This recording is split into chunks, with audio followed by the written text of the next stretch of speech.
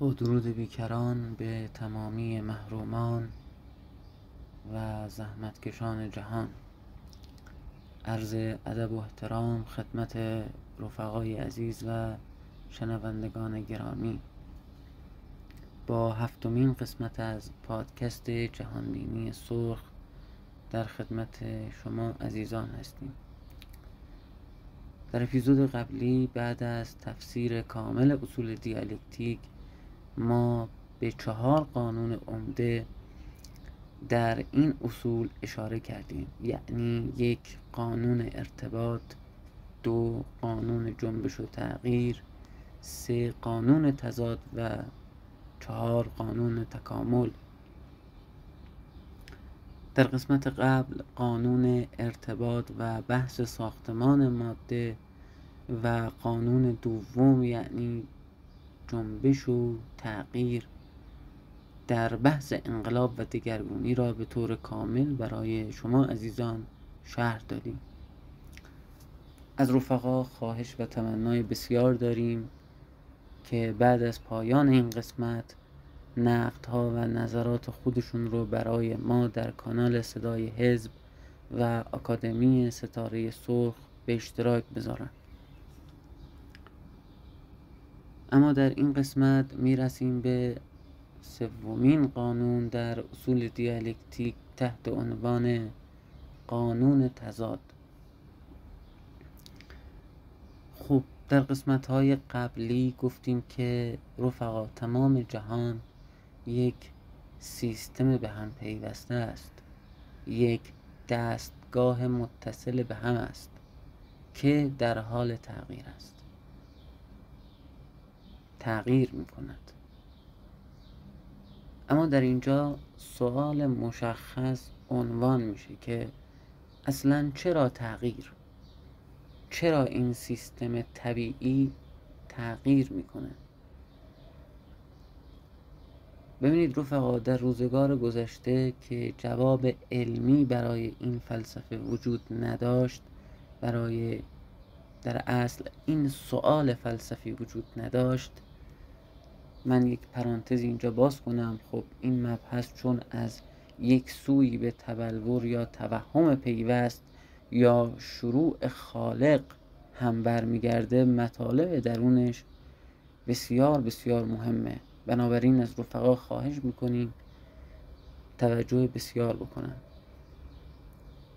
بله، در روزگار گذشته که جواب علمی برای این سوال فلسفی وجود نداشت، خیلی از اهل فلاسفه میگفتن یک محرکی وجود داره، یک محرک نخستی هست در این سیستم که باعث به جریان انداختن این حرکت شده یا حرکت رو شروع کرده.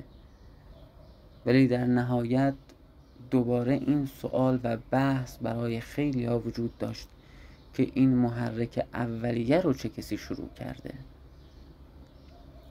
خیلی از دانشمندان هم مثل دموکریت در نقد به این سوال میگفتن اگر مجدد این سوال مطرح شود، یک اتصال در این امر به وجود می آید، یک پیوستگی ایجاد می شود که تسلسل در فلسفه به معنی باطل بودن اون هست.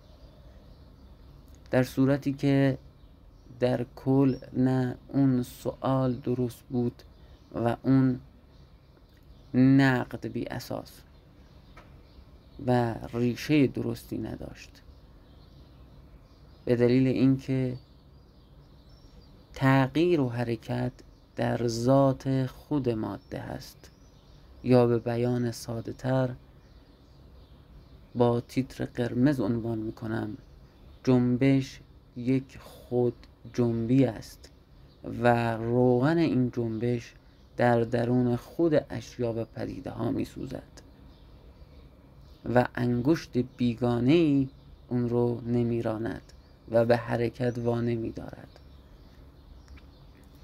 ببینید رفقا، حرکت به معنی واقعی خود فلسفه یعنی اون که چیزی شروع می کند که تبدیل به چیز دیگری بشود و در اون چیزی که حرکت می کند یک دوگانگی به وجود می آید که هیچ هماهنگی با هم ندارد.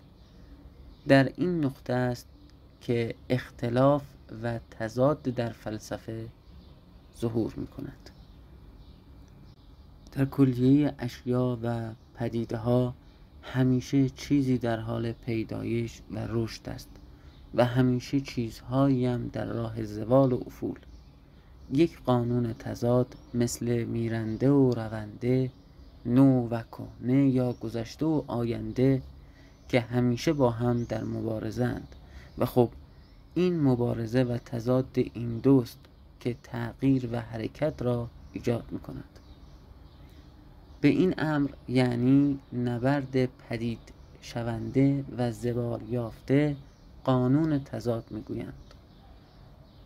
اما ما هم وقتی در هر پدیده‌ای از پدیده‌های طبیعت و جامعه که نگاه می کنیم، در نبرد این تضاد همیشه کیفیت سابق و کیفیت جدید مشاهده می شود.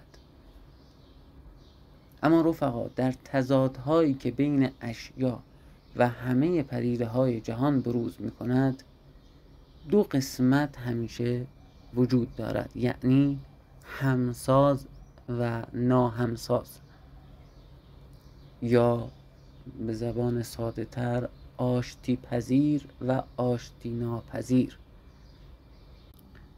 به این قسمت عزیزان توجه کنید.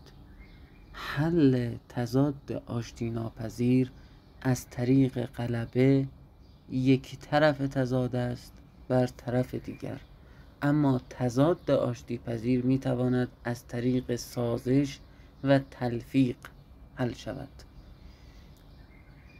تضاد ناهمساز به معنای واقعی همان جامعه است یا تضاد در جامعه است، مثل تضاد بورژوایی و پرولتاری.